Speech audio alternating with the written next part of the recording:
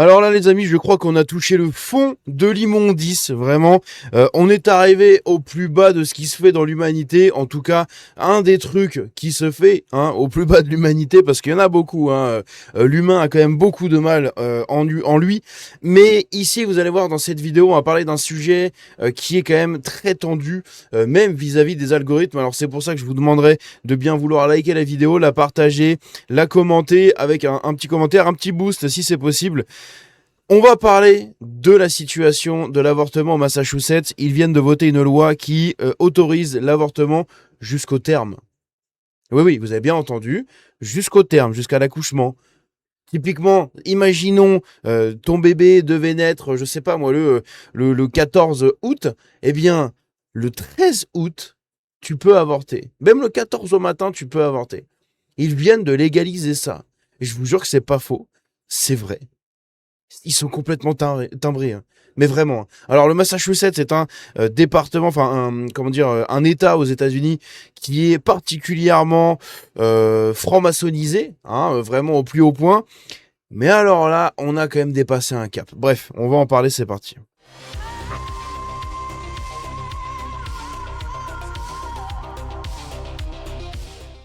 Alors, ce que vous voyez ici, c'est la signature, la vidéo de la signature de cette nouvelle loi qui permet l'avortement jusqu'à la naissance. Et oui, jusqu'au terme, vous pouvez désormais avorter dans le Massachusetts. On va regarder cette vidéo, vous allez voir, c'est terrifiant. On a ici donc la gouverneure, j'ai oublié son nom, mais on va le voir juste après. La gouverneure qui signe le papier, applaudie par une foule de gonzesses en délire, à base de « Ah ouais, maintenant on va pouvoir tuer des bébés », tu vois. Enfin, c'est vraiment, c'est putain, mais on est où, quoi? Ils sont complètement tarés. C'est absolument effroyable. On va regarder ça.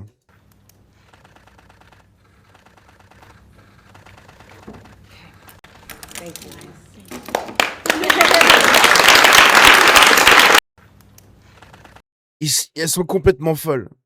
Elles sont complètement folles. Donc oui, l'avortement a été autorisé, enfin est désormais autorisé au Massachusetts jusqu'à la naissance. C'est-à-dire que ici vous avez un bébé par exemple de 30 mois, de 30 semaines, pardon. 30 semaines, le bébé, qui est parfaitement viable. Bon, c'est très compliqué, mais il est viable. Et pourtant, vous avez des gens qui pourraient avorter encore après. L'étape d'après, un vrai bébé, quoi. Pour les gens qui ont déjà eu des bébés, quand votre bébé naît, dites-vous qu'il y a des gens qui, la veille, auraient très bien pu avorter, quoi. Mais c'est terrifiant, quoi. C'est hallucinant. Surtout quand vous savez comment sont faits les avortements à cette période-là, enfin à ce stade-là de la grossesse, c'est absolument terrifiant. Je peux même pas en parler sur YouTube ni montrer des vidéos, mais renseignez-vous. Voilà. Imaginez que comment dire. Imaginez que l'enfant soit une grappe de raisin. Voilà. L'enfant dans le ventre de la mère est une grappe de raisin.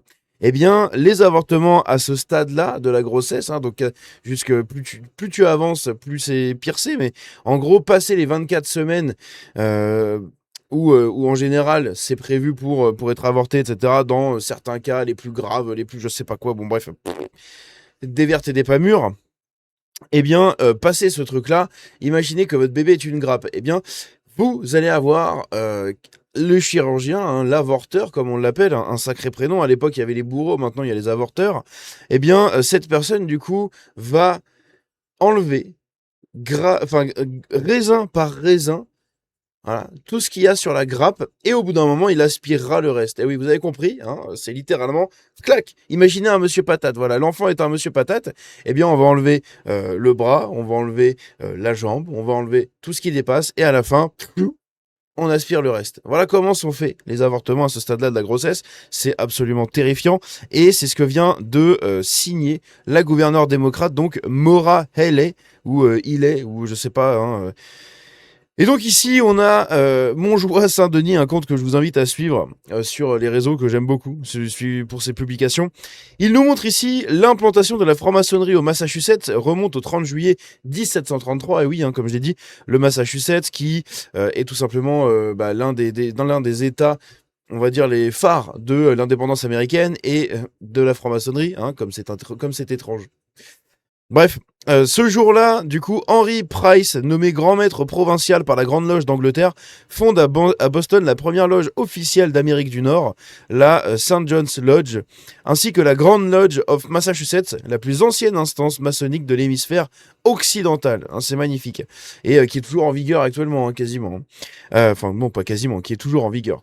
Et donc, voilà, le petit Massachusetts, on peut se poser des bonnes questions sur, tiens donc, qu'est-ce qui aurait pu faire que ce vote ait été fait, hein? Oh, tiens, j'ai une petite image ici, hein, qui a été partagée par le contemplateur. Voilà, une petite image intéressante. Hein, je pense que c'est quelque chose qui décrit vachement ce qui vient de se passer dans cette signature absolument terrifiante. Bref, maintenant on va revenir sur la loi. On va essayer de découvrir un peu ce qu'il en ressort et pourquoi cette loi est absolument abominable, mais vraiment abominable, puisque comme je l'ai dit, elle permet l'avortement jusqu'à la naissance, et c'est surtout que avant il y avait beaucoup de garde-fous, hein. Il y avait des avortements qui étaient possibles en cas extrême urgence, hein. Sauf que maintenant, il suffira simplement de l'aval du médecin, voilà, l'autorisation de votre médecin pour pouvoir avorter au Massachusetts. Voilà, c'est tout. Si votre médecin a dit oui, d'accord, c'est bon. Donc globalement, un petit pot de vin et ça peut partir comme ça presque, hein. Nouvelle étape dans la bataille américaine sur l'avortement. Lundi 10 août, la gouverneure démocrate, hein, oui, j'ai pas précisé, c'est une gauchiste, hein, évidemment. Maura Haley a signé une loi élargissant considérablement la possibilité de pratiquer une interruption de grossesse après 24 semaines, selon NBC Boston. Le nouveau texte prévoit désormais simplement qu'un avortement peut être pratiqué par un médecin sur la base du jugement professionnel de celui-ci. Voilà. Donc, si vous allez voir un avorteur, vous lui expliquez votre cas, il vous dit « bon, c'est ok, on fait ». Et paf, il vous avorte. Ni plus, ni moins. Jusqu'à présent, le droit du Massachusetts autorisait librement l'avortement pendant les 24 premières semaines. Déjà, 24 premières, c'est pas mal, hein.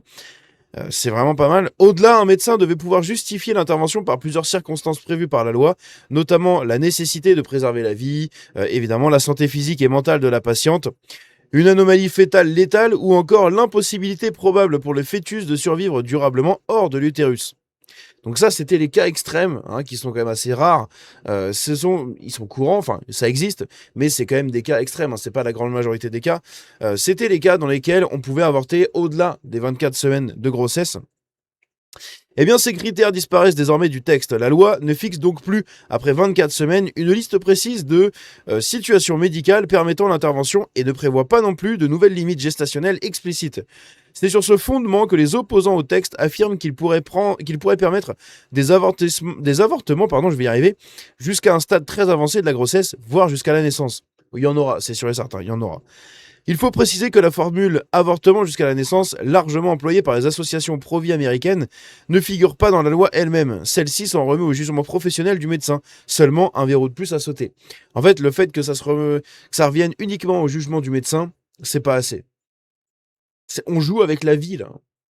Ce genre d'avortement, c'est jouer avec la vie. C'est quand même fou. Des avortements à 33 semaines au cœur du débat. Donc, ici, les démocrates, donc, pour appuyer ce vote, les démocrates du Massachusetts ont notamment mis en avant plusieurs femmes contraintes de quitter l'État pour interrompre une grossesse très avancée. Le Boston Globe a ainsi raconté le cas de Kate Dynin, enceinte de 33 semaines. Celle-ci avait appris en 2022 que son enfant avait subi un grave accident vasculaire cérébral in utero. Ses médecins estimaient qu'il existait une forte probabilité qu'il meure avant sa naissance ou qu'il souffre de séquelles extrêmement lourdes. La législation en vigueur n'avait néanmoins pas permis à l'équipe médicale de pratiquer l'avortement dans le Massachusetts. Le couple avait dû se rendre dans le Maryland et débourser environ 10 000 $. Bref, en gros, voilà un petit peu les cas qui ont été mis en avant. Vous vous doutez bien, hein, c'est de l'instrumentalisation. 99 avortements après 24 semaines en 2024, hein, quasiment 100 avortements après les 24 semaines, c'est beaucoup. Les interventions concernées restent très minoritaires, mais ce texte ouvre considérablement le voie à une généralisation. Selon les données du département de la santé publique du Massachusetts, cité par Axios, 80 avortements ont été pratiqués à partir de 24 semaines en 2024, contre 84 l'année précédente. Ah oui, ça tente à s'accélérer, hein, à s'agrandir, le nombre d'avortements à ce stade-là. Le texte a néanmoins provoqué une bataille politique. La Chambre des représentants du Massachusetts l'a adopté par 119 voix contre 33. Il y a seulement eu 33 votes qui ont voté contre ça. Tous les républicains ayant pris part au scrutin ont voté contre, ainsi que 9 élus démocrates. Le Sénat l'a ensuite approuvé le 31 juillet par un vote de 15 contre 4 avant son renvoi sur le bureau de Maura Haley. La nouvelle législation doit entrer en vigueur 90 jours après sa promulgation, donc dans 3 mois. Les 4 évêques catholiques du Massachusetts avaient appelé les élus à rejeter le texte, qualifiant la suppression des restrictions après 24 semaines de mesure radicale et gravement immorale. De son côté, Marjorie Dannenfelser, présidente de l'organisation Pro-Vie SBA Pro-Life America, ouais, cet accent est magnifique, a dénoncé une loi autorisant selon elle l'avortement jusqu'à la naissance et a appelé les républicains à défendre des protections fédérales pour les enfants à naître. La réforme illustre surtout la fracture américaine ouverte par l'arrêt Dobbs de la Cour suprême en 2022, et oui, quand ils ont enlevé ce truc-là. Alors que certains États républicains ont interdit presque totalement l'avortement, les États démocrates ont emprunté le chemin inverse. Le Massachusetts avait déjà adopté l'une des législations dites de bouclier les plus protectrices du pays pour soustraire médecins et patients aux poursuites venues de l'État où l'avortement est interdit. Enfin, venu d'États où l'avortement est interdit, puisque tous les États n'ont pas l'autorisation d'avorter. Avec cette nouvelle loi, Boston pousse désormais cette logique jusque dans les derniers mois de la grossesse. Bref, vous avez les infos. N'hésitez pas à me donner vos avis en commentaire. Encore une fois, je pense que ça va être absolument effroyable. Mais voilà, le malin a fait son affaire au Massachusetts grâce aux francs-maçons, les idiots utiles du malin. Et ici, les idiots utiles, ce ne sont pas forcément des idiots utiles. Ce sont des idiots et ils sont utiles, mais ce ne sont pas forcément tous des idiots utiles. Il y en a qui sont plus idiots qu'utiles et d'autres plus utiles qu'idiots. Dans tous les cas, ils servent à la cause du malin juste ici. Et on le voit tout simplement sur cette signature. Il officiait bel et bien. Évidemment, ici, c'est une image d'IA, mais je peux vous dire qu'avec ce genre de décision et la satisfaction qu'ont toutes ces gonzesses à applaudir quand le texte est voté, je peux vous dire que là, c'est vraiment la signature du malin. C'est absolument terrifiant. Je ne sais pas si on se rend compte. Si vous avez une femme ou vous avez déjà eu des enfants, vous voyez ce que c'est une grossesse, avec les mois qui avancent, etc. Et dites-vous que des gens vont avorter sur simple décision d'un médecin, enfin de leur médecin, de l'avorteur. Ils peuvent avorter. Alors même que le bébé, quand tu touches le ventre, il te met des coups de poing, des coups de fesses, des coups de jambes, etc. Et les gens vont avorter ça. Par la méthode que je vous ai décrite un peu plus tôt, on le rappelle. Vous prenez un monsieur patate, vous enlevez les membres du monsieur patate, et à la fin, vous aspirez la patate. Voilà. En gros, c'est ça. C'est ça les avortements à ce stade-là de la grossesse. Regardez des vidéos, lisez des articles et des procédures en gynécologie obstétrique. Putain, j'ai oublié le nom. Je sais plus comment ça s'appelle. Regardez des procédures et renseignez-vous et vous verrez que c'est absolument abominable. Moi, encore une fois, je peux pas vous montrer de vidéo, je l'aurais bien fait sinon évidemment, mais je ne peux pas parce que là, je pense que c'est la limite un peu pour YouTube, ce qui est assez normal, cela se tient. Bref, n'hésitez pas à me dire ce que vous en pensez dans les commentaires de tout ça. On se dit à la prochaine, prenez soin de vous, c'est une décision extrêmement grave et lourde de conséquences qui vient d'être prise dans un État américain, en espérant que ce virus du malin ne contamine pas les autres voisins, même si j'ai quand même de gros doutes, malheureusement. Bref, à très bientôt, prenez soin de vous, que Dieu vous bénisse et qu'il bénisse tous ces enfants qui vont subir malheureusement cet acte ignoble. À très bientôt, ciao.